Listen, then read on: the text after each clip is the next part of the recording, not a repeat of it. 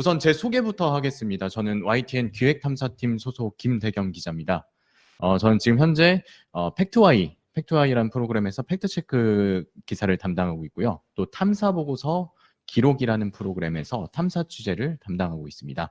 우선 제가 오늘 강의를 맡은 주제는 인포데믹 시대에 어떤 뉴스를 믿어야 하는가, 즉 어떤 뉴스가 제대로 팩트체크된 뉴스인가를 이제 주제로 강의를 하게 됐는데요. 팩트체크라는 게 언론 취재의 가장 기본적인 소양이기 때문에 여러분들께서 어떤 뉴스가 제대로 팩트체크된 뉴스인지는 정말 구분하기가 어려우실 겁니다. 우선 제 강의 순서를 좀 보면 그러니까 가짜 뉴스들도 솔직히 가짜 뉴스들도 기본적으로 이 외양 같은 경우에는 팩트체크된 뉴스들과 형식적으로 큰 차이점을 보이지는 않고 있습니다. 그래서 가짜 뉴스의 정의와 특성에 대해서 알아보고, 그리고 가짜 뉴스의 실제 사례, 그리고 팩트체크된 뉴스는 이 가짜 뉴스와 어떻게 다른가, 이 차이점을 살펴보면서 이게 제대로 된 팩트체크 뉴스구나, 이렇게 구분하는 방법을 좀 알려드리도록 하겠습니다. 우선 제가 강의 시간이 20분으로 굉장히 짧아서 조금 부족한 부분도 있을 텐데요. 그래도 최대한 짧은 시간 안에 많은 내용을 좀 전해드릴 수 있도록 노력 한번 해보겠습니다. 우선 가짜 뉴스는 말 그대로 가짜가 담겨 있는 뉴스입니다. 제가 학자가 아니고 저는 현직에서 어떤 그 가짜 뉴스를 발굴해서 제대로 된 팩트체크 기사를 쓰는 기자이기 때문에 사전적인 정의는 좀 제가 내리지 않도록 하겠습니다. 여러분들께 강의 시작에 앞서서 여러분들께 질문 하나를 좀 던지고 싶은데, 가짜 뉴스를 어떻게 좀 생각하시는지 머릿속으로 좀 우선 생각을 좀 해보셨으면 좋겠습니다. 이게 상호 소통은 아직 안 되는 거죠? 예, 예. 우선 가짜 뉴스라고 하면 일반적으로 여러분들께서 허위 정보가 담겨 있는 뉴스라고 이렇게 알고 계실 겁니다. 그렇다면 허위 정보라는 게 과연 사실이 아닌 것만을 담고 있느냐? 그렇진 않습니다. 가짜 뉴스 중에서도 팩트가 다 담겨 있습니다. 하지만 그 팩트를 왜곡하는 경우가 굉장히 많기 때문에 여러분들이 어떤 게 가짜 뉴스인지, 아니면은 어떤 게 제대로 팩트 체크된 뉴스인지, 이게 구분이 힘들 겁니다. 그렇다면 무엇이 가짜일까? 전달하는 내용이 앞서 말씀드렸던 대로 전달하는 내용이 완전히 사실이 아닌 경우가 있습니다. 이런 경우는 뭐 낚시성 기사라든지, 여러분들께서 코로나19 초기에 왜 찌라시들 많이 돌잖아요. 뭐 이런 형태의 가짜 뉴스도 있고, 그다음에 기업에서 발표하는 자료를 그냥 그대로 인용해서 뉴스를 쓰는 경우, 이런 홍보성 기사들이 완전히 사실이 아닌 내용을 담고 있는 그런 가짜 뉴스의 한 형태라고 볼 수 있고요. 그리고 사실은 담겨 있지만 진실이 아닌 경우, 즉 기사가 나온 정보가 나온 맥락을 굉장히 교묘하게 왜곡해서 가짜 뉴스 형태로 이렇게 유통되는 그런 기사들이 있습니다. 예를 들어서 국감에서 나오는 정치인 발언을 인용하는 기사, 아무런 사실관계를 확인하지 않는 그런 기사들이 있고요.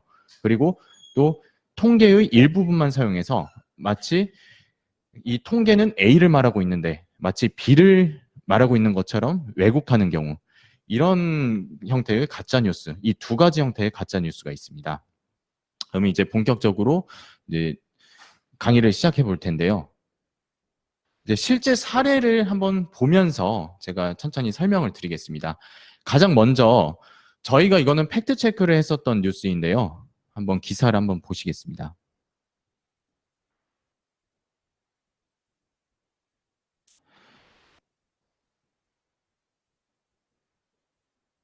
지금 기사가 나오고 있을 텐데 제목에 국민은 집을 못 사는데 북한은 막 사도 되냐, 이런 식으로 제목을 달았죠.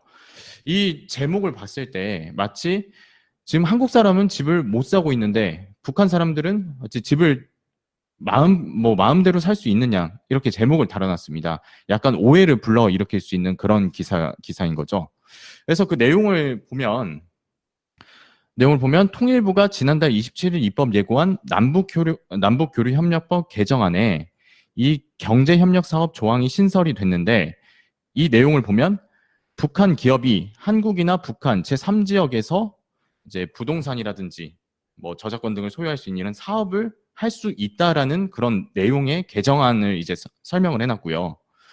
그 다음에 거기 이어서 이제 누리꾼들의 반응에 대해서 얘기를 하고 있는데 이게 출처가 굉장히 불명확하죠. 그래서 국민은 집을 못 사게 하고 북한이 이제 줍줍하는 거 아니냐 이런 내용의 누리꾼들의 반응을 담았죠.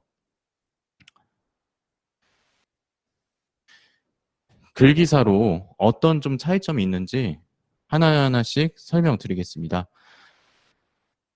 앞서 그 남북교류협력법 개정안이 이제 통과가 되면서 북한 기업이 우리나라에 투자할 수 있는 길이 열렸다. 그리고 북한 주민들도 우리나라 부동산을 소유할 수 있게 됐다. 이런 내용의 기사였잖아요. 그러면은 저희는 이 남북교류협력법 개정안이 과연 실제로 이 앞선 기사에서 말한 것처럼 실제로 북한 기업들이 우리나라 부동산을 살 수 있는지 그 여부를 살펴봤는데요. 우선 만약에 북한 기업들이 우리나라에 와서 자유롭게 투자 활동을 하게 된다면은 이거는 유엔 안보리 결의가 위반이 됩니다. 그렇다면 이 남북교류협력법 개정안에는 과연 이 유엔 안보리 결의에 위반되는 내용을 그대로 두는 조항이 있을까? 이거를 봤더니 그 신설 조항은 투자를 가능하게끔 하긴 합니다. 그런데 그 앞선 조항을 보면 이 남북 교류협력에 있어서 유엔 안보리 결의에 위반되는 행위는 하지 못하도록 하는 조항이 있어서 이거 그 북한 기업이 자유롭게 우리나라에 와서 투자 활동을 하는 거는 금지되어 있는 거를 알 수 있었습니다. 그리고 여기 마찬가지로 북한 주민이 그러면 우리나라에 와서 부동산 투자를 할 수 있느냐? 실제로 알아보니까 그렇지가 않습니다. 남북교류협력법 제1조에서 보면 상호 교류와 협력을 촉진해 한반도의 평화와 통일에 이바지하는 걸 이 법의 목적으로 한다고 하고 있는데요. 이 1조에 따르면 이 개정안이 통과가 돼도 결국에 그 단순 투자는 교류협력 사업에 해당하지 않아 사업 승인을 받지 않게 됩니다. 그러면 과거에는 그럼 이런 법안이 나오지 않았었냐? 실제로 찾아보니까 이거는 과거부터 계속해서 추진되어 오던 법안입니다. 그러면은 저희가 이제 팩트 체크된 뉴스를 보여드렸는데요. 앞선 기사와 좀 어떤 차이점이 있는지 남북교류협력법 개정안이 통과가 됐다고 했는데 실제로 이 남북교류협력법 개정안의 내용을 잘 다루고 있는지 이거를 남북교류협력법 개정안의 일부 부분만 이렇게 발췌를 해가지고 보도를 한 케이스입니다. 그리고 그 SNS에서 떠도는 이야기들을 그냥 무조건 인용을 했는데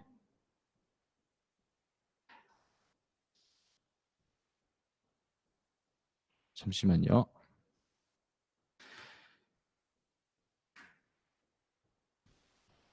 앞선 기사를 보면 출처가 굉장히 불분명하다는 걸 알 수 있습니다.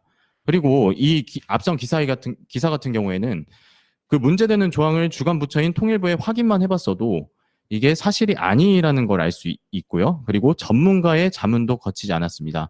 여기서 저희가 팩트 체크된 뉴스와 그리고 그렇지 않은 뉴스 이 두 가지 특성을 봤을 때 우선 SNS 써도는 발언을 인용을 했는데 그 출처가 분명하지 않았다는 점이 가짜 뉴스의 첫 번째 특징이고요.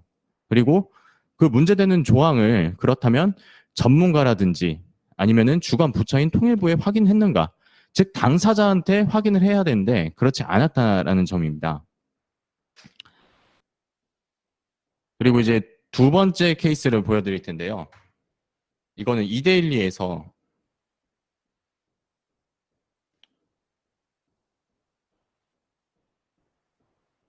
잠시만요.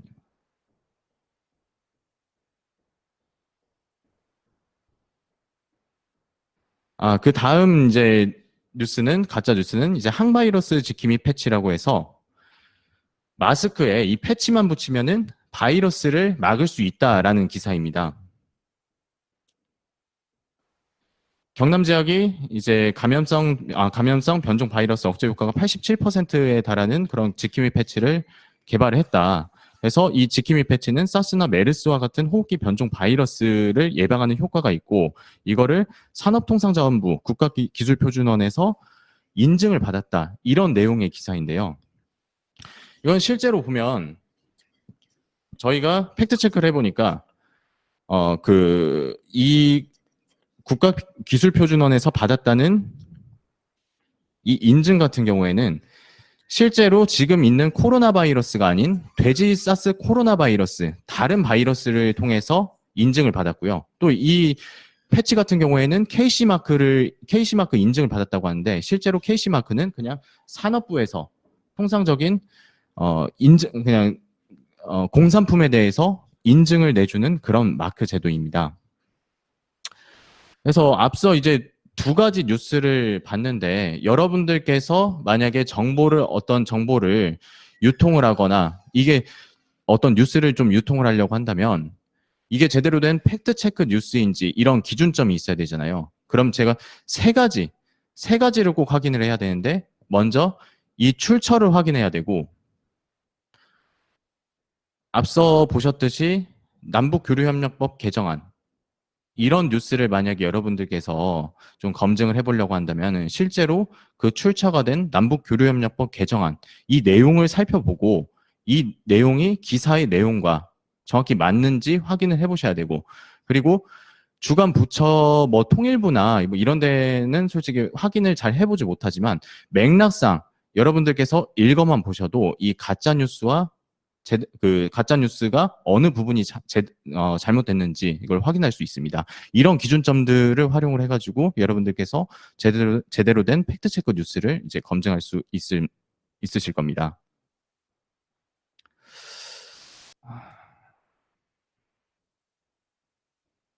그리고 두 번째는 앞서 보여드렸던 두 개의 기사는 완전히 내용이 사실이 아닌 경우인데 이 사실을 굉장히 교묘하게 왜곡한 뉴스도 있습니다.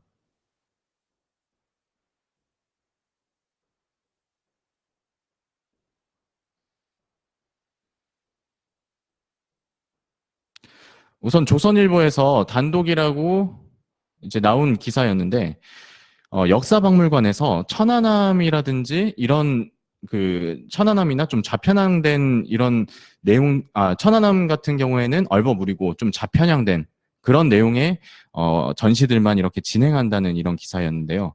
실제로 저희가 이 기사 내용을 좀 팩트 체크 해보니까 사실과 달랐는데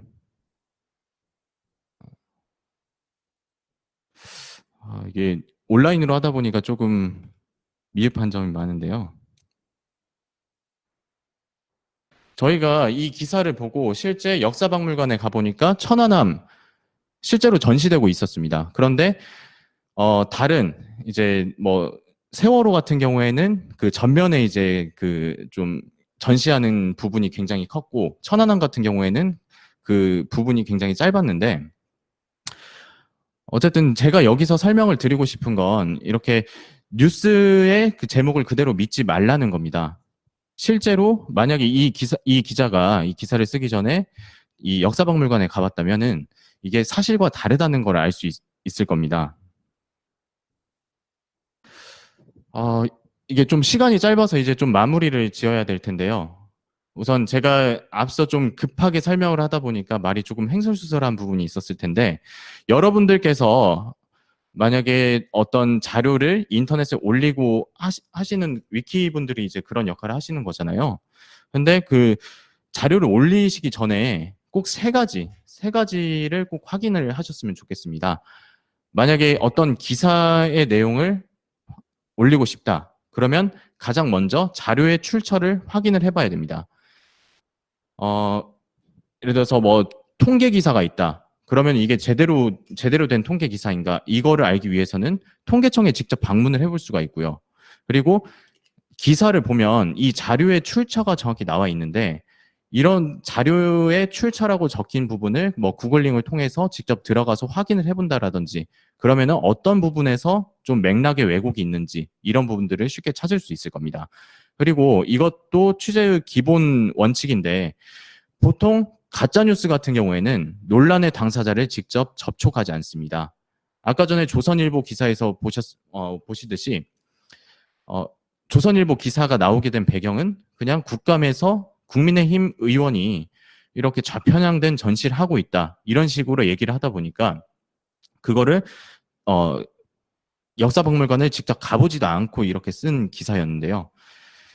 그렇다면 여러분들께서 제대로 된 팩트체크 뉴스인지 이걸 알기 위해서는 직접 논란의 당사자를 접촉을 했는지, 그리고 그 논란이 된 장소를 직접 가봤는지, 이런 부분들을 기사에서 확인을 해보셔야 됩니다.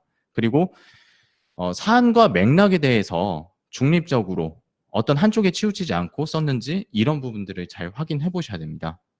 제가 원래는 이 뉴스를 직접 보여드리면서 이렇게 설명을 드려야 되는데, 이게 지금 뉴스를 보여드리지 못하다 보니까 좀 강의 진행에 좀 미흡한 점이 있는데요. 결론적으로 말씀드리면 인포데믹 시대에 굉장히 뉴스량이 많고 정보량도 굉장히 많습니다. 그래서 그렇다 보니까 이게 제대로 팩트 체크된 뉴스인지, 그리고 가짜 뉴스인지 분별하기가 굉장히 힘든 것도 사실입니다. 그리고 그렇다 보니까 여러분들께서 이게 제대로 된 팩트 체크 뉴스인지 확인을 하려면 항상 의심을 하셔야 됩니다. 의심을 해보시고 이 기사에 출처가 나와 있다면 그걸 구글링을 통해서 직접 알아보고, 그리고 그 장소에 가보고, 이런 확인 작업